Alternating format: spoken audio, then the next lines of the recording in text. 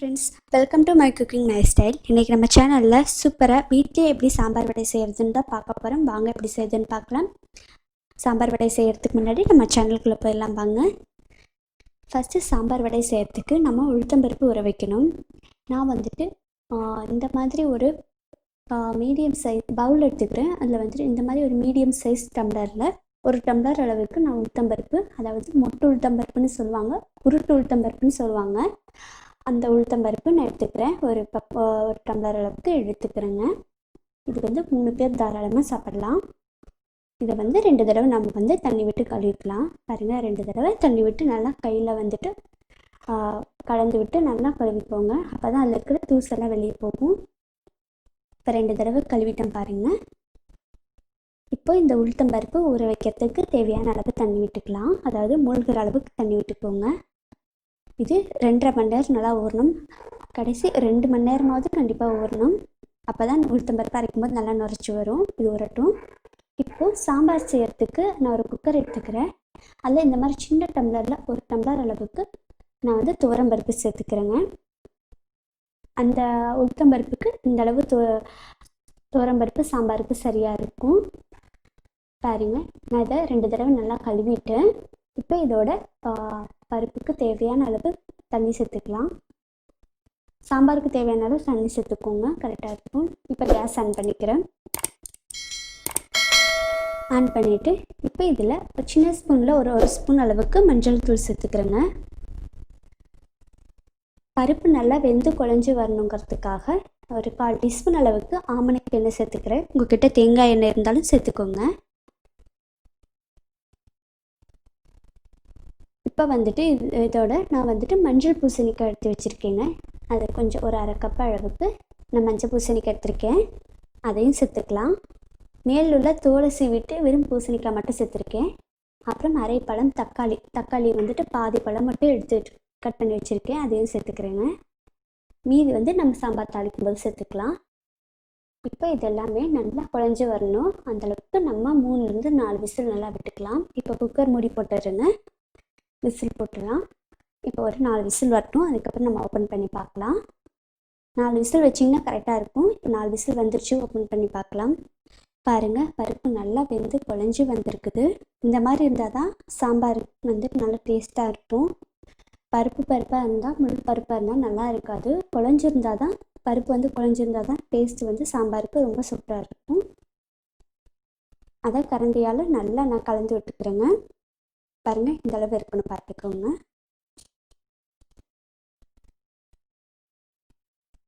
அவ்வளோதான், இது இருக்கட்டும். இப்போ சாம்பாருக்கு தேவையான பொருட்கள் பார்த்துடலாங்க. ஆயில் 2 டேபிள் ஸ்பூன் அளவுக்கு எடுத்திருக்கேங்க. நெய் 1 டீஸ்பூன் அளவுக்கு எடுத்திருக்கேன். நெய் வேணும்னா தேவைப்பட்டால் சேர்த்துக்கோங்க, இல்லைன்னா பிரச்சனை இல்லை. பெருங்காயத்தூள் 1/2 டீஸ்பூன் எடுத்துக்கலாம் சின்ன ஸ்பூனில். சாம்பார் பொடி 1/2 டீஸ்பூன் அளவுக்கு எடுத்து வச்சுருக்கேங்க. கடுகு 1/2 டீஸ்பூன். வெல்லம் ஒரு 2 சிட்டிகை அளவுக்கு எடுத்து வச்சுருக்கேன். மஞ்சள் தூள் 1/2 டீஸ்பூன். புளித்தண்ணி பார்த்திங்கன்னா நான் ஒரு 1/2 கப் அளவுக்கு எடுத்து வச்சுருக்கேன். பூண்டு 4 பல். சின்ன வெங்காயம் கொஞ்சமாக தோல் உரிச்சு எடுத்து வச்சுருக்கேன். அப்புறம் 2 காஞ்ச மிளகா. அப்புறமா பாதி தக்காளி ஏற்கனவே குழம்புக்குள்ளே போட்டால் மீதி பாதி தக்காளி கட் பண்ணி வச்சுருக்கேன். கொஞ்சமாக மல்லி இலைகளும் கருவேப்பிலையும் எடுத்து வச்சுருக்கேங்க. இதுதான் சாம்பார் செய்கிறதுக்கு தேவையான பொருட்கள்.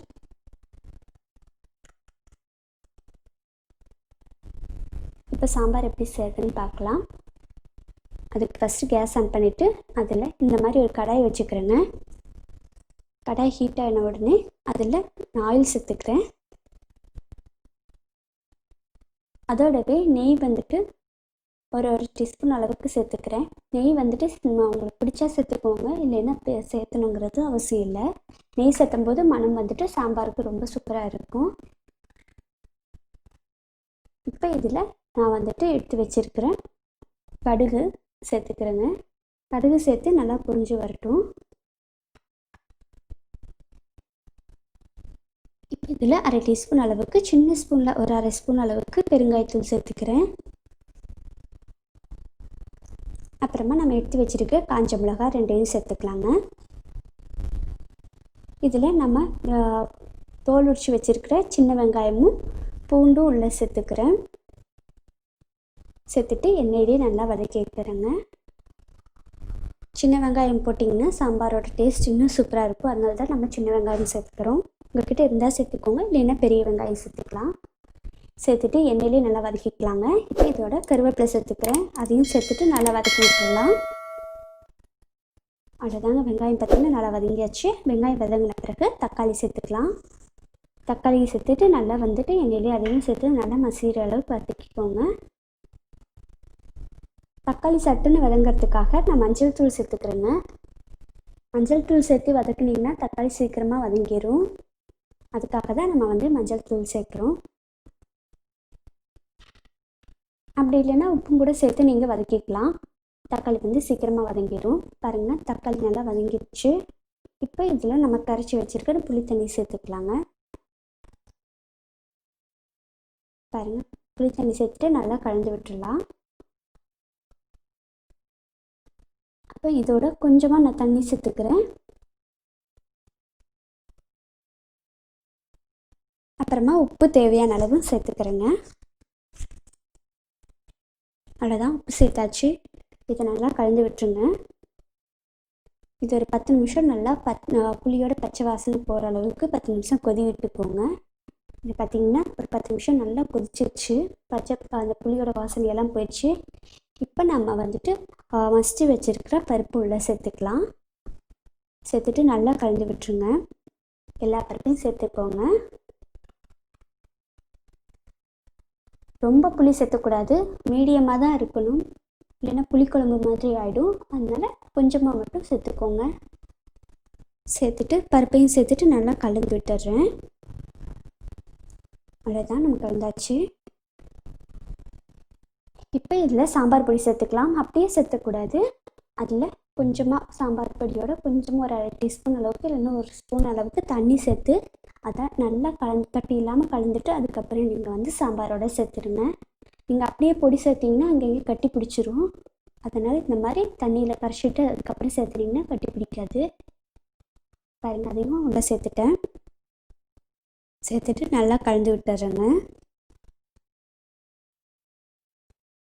அவ்வளோதான், இது ஒரு 2 கொதி வரணும். நான் மூடி வச்சு நான் கொதிக்க விட்டுருக்கேன். பாருங்கள், நம்மளோட சாம்பார் நல்லா கொதிச்சிருச்சு. இப்போ இதில் நம்ம எடுத்து வச்சுருக்க 2 சிட்டிகை வெல்லம் சேர்த்துக்கிறேன்.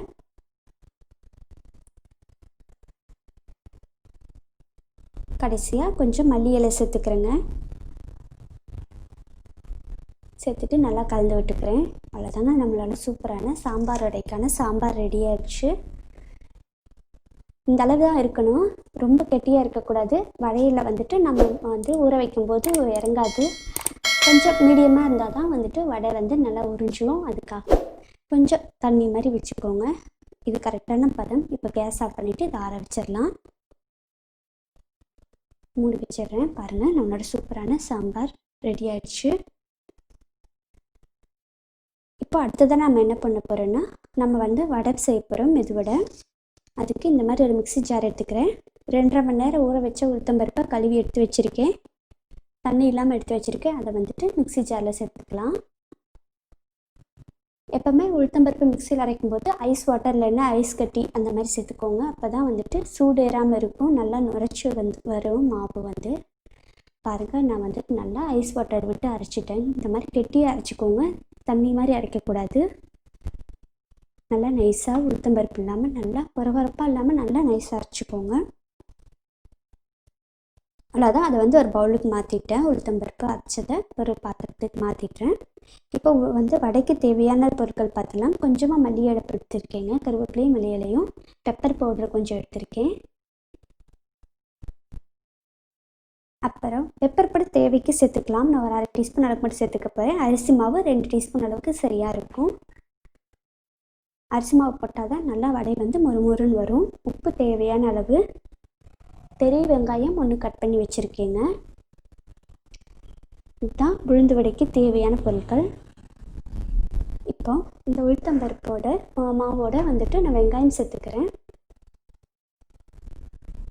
அடுத்ததாக கருவேப்பிலையும் மல்லி இலையும் சேர்த்துக்கிறேங்க.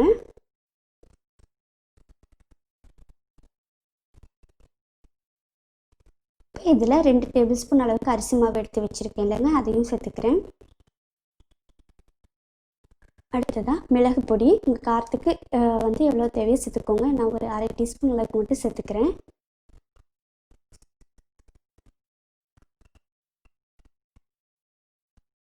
உப்பு தேவையான அளவு. இது எல்லாத்தையும் சேர்த்துட்டு நல்லா கலந்து விட்டுருங்க. உங்களுக்கு பச்சை மிளகாய் வேணும்னாலும் நீங்கள் வந்து சேர்த்துக்கலாம். இல்லை மிளகு பொடி வேண்டாம்னாலும் மிளகு வந்துட்டு குறுமிளகை இடித்து கூட நீங்கள் சேர்த்துக்கலாம் குறவரப்பா. பாருங்கள் நல்லா கலந்தாச்சு. உங்களுக்கு வந்துட்டு ரொம்ப வந்துட்டு தண்ணி மாதிரி இருக்குன்னா நீங்கள் அரிசி மாவு இன்னும் கூட சேர்த்துக்கலாம். அரிசி மாவு சேர்த்திங்கன்னா தான் நல்லா மொறுமொறுப்பாக வரும். எப்போவுமே உளுந்த வடைக்கு வந்துட்டு மாவு கட்டியாக தான் இருக்கணும். தண்ணி மாதிரி இருந்தால் ரொம்ப எண்ணெய் குடிச்சிரும். இப்போ நம்ம வடை செய்ய போகிறோம். அதுக்கு இந்த மாதிரி ஒரு கடாய், சின்ன கடாய் எடுத்துக்கிறேங்க. அதில் ஏற்கனவே பார்த்திங்கன்னா ஆயில் விட்டு ஹீட் பண்ணியிருக்கேன். இப்போ நம்ம மிக்ஸ் பண்ணி வச்சுருக்கிற உளுந்த மாவை இந்த மாதிரி ஒரு பேப்பரில் வச்சுட்டு லேசாக தட்டிட்டு அதில் வந்துட்டு ஓட்டை போட்டுக்கிறேன். சென்டரில் மட்டும் லேசாக ஓட்டை போட்டுக்கலாம். பாருங்கள் இந்த மாதிரி உங்களுக்கு கையில் தட்ட முடியலன்னா இந்த மாதிரி கவரில் கூட வச்சு தட்டிக்கலாம். இல்லைன்னா வாழை இலை இருந்தால் கூட வாழை இலை வச்சு தட்டிக்கலாம், நல்லா வரும். அதை ஓட்டை சென்டரில் போட்டு அதை அப்படியே எண்ணெயில் போட்டுருங்க. போட்டுட்டு மீடியம்லேயே வந்துட்டு கேஸை வச்சுட்டு நீங்கள் வந்து குக் பண்ணணும். இல்லைன்னா சீக்கிரமாக கரிஞ்சிடும். இந்த அளவுக்கு பொன்னிறமாக வந்தோன்னே எடுத்துடலாம். அவ்வளோதான், நம்மளோட சூப்பரான உளுந்து வடை வந்து ரெடி ஆச்சு. நீங்கள் இப்படியே சாப்பிட்டாலும் நல்லா மொறுமொறுன்னு இருக்கும். நீங்கள் சாம்பாரில் போட்டு சாப்பிடும்போது இன்னும் சூப்பராக இருக்கும். நார்மலாக தயிர் வடையை விட இந்த மாதிரி சாம்பார் வடை செஞ்சு பாருங்கள், அது இன்னும் சூப்பராக இருக்கும். மீதி இருக்கிற மாவும் நான் வடையாக தட்டி போட்டுக்கிறேன். அதை 2 பக்கமும் போட்டு நல்லா பொன்னிறமாக வர வரைக்கும் விட்டு எடுத்துக்கலாம். பாருங்கள் எல்லா வடையும் நம்ம பறிச்சாச்சு. நான் வந்து கட் பண்ணி காட்டுறேன் பாருங்கள். நல்லா சாஃப்டாக இருக்குது. மேலே மொறுமொறுப்பாகவும் உள்ளே ரொம்ப சாஃப்டாக இருக்குது. கண்டிப்பாக நீங்கள் வந்து செஞ்சு பாருங்கள். உங்கள் குழந்தைங்களுக்கு கண்டிப்பாக ஈவினிங் டைமில் செஞ்சு கொடுங்க. இப்போ வந்துட்டு நம்ம வந்து சாம்பார் வடைக்கு வந்து நான் வடை வந்து பிளேட்டில் வச்சுருக்கேன். அதுக்கு மேலே சாம்பார் விட்டுக்கிறேங்க. நல்லா வடை வந்து மூழ்கிற அளவுக்கு சாம்பார் விட்டுக்கோங்க. அப்போ தான் வந்துட்டு அந்த வந்து வடை வந்து சாம்பாரில் நல்லா மூழ்கும், அந்த உறிஞ்சு எடுக்கும் சாம்பார் வந்துட்டு. கொஞ்சமாக மேலே வந்துட்டு வெங்காயம் வந்து கட் பண்ணி சேர்த்துக்கிறேன். அப்புறமா கொஞ்சமாக மல்லி இலைகள் சேர்த்துக்கிறேங்க, மேலே தூவிக்கலாம். அவ்வளோதாங்க, நம்மளோட சூப்பரான சாம்பார் வடை ரெடி ஆகிடுச்சு. கண்டிப்பாக செஞ்சு உங்கள் குழந்தைகளுக்கு கொடுங்க. இது ரொம்பவே உளுந்து வந்துட்டு குழந்தைங்களுக்கு ரொம்பவே நல்லது. செஞ்சு பார்த்துட்டு எப்படி இருக்குன்னு கமெண்ட்ஸில் கண்டிப்பாக சொல்லுங்கள். இந்த வீடியோ பிடிச்சிருந்தா மறக்காமல் நம்ம சேனலுக்கு லைக் பண்ணுங்கள். உங்கள் ஃப்ரெண்ட்ஸ் எல்லாம் இருந்தாங்கன்னா ஷேர் பண்ணுங்கள். மறக்காமல் நம்ம சேனலுக்கு சப்ஸ்கிரைப் பண்ணிவிட்டு பக்கத்தில் இருக்கிற பெல் ஐக்கான் ப்ரெஸ் பண்ணுங்கள். அதில் ஆளுங்கிற ஆப்ஷன் இருக்கும், அதையும் செலக்ட் பண்ணிடுங்க. மறக்காமல் நம்ம சேனலுக்கு சப்போர்ட் பண்ண மறந்துடாதீங்க. Thank you friends.